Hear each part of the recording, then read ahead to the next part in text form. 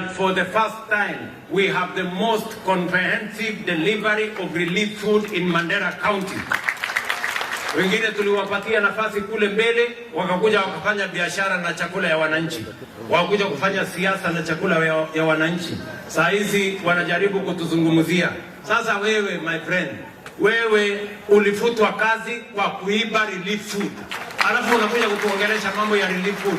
Wewe, you are the last person, the least qualified, with no moral authority to tell anybody anything on matters food relief, because you are a petty thief. Sio kama naelewana bwana? Tuko pamoja watu wa Mandera? So mimi nataka niwaeleze watu wa Mandera, we are moving together with you, msikuwe na wasiwasi. Short term program ni hii ya kudistribute chakula na hay. Lakini long term, pia mimi niko na solution ya long term. Mumesikia tunaanzisha National Infrastructure Fund. Mumesikia nikitangaza kule bunge ya kwamba tunajenga dams 50, mega dams, 200 other medium-sized dams, and 1,000 micro dams in the Republic of Kenya.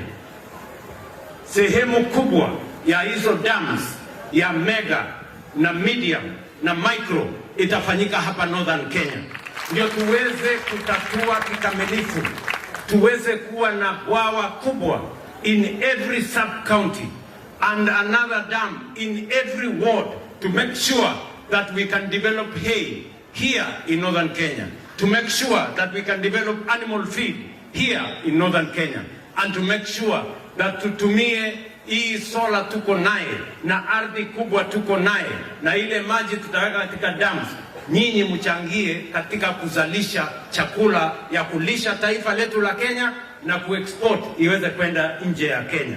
The potential of Northern Kenya to be a major contributor of food security in Kenya is real, and that is why we have the program on water harvesting, on water storage, on building dams, on irrigation, targeting 2.5 million acres to make sure that we get rid of matters food insecurity in Northern Kenya permanently.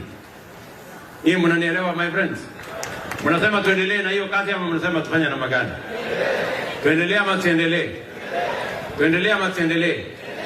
That is why I want to tell the leaders in Northern Kenya, we want to partner with you.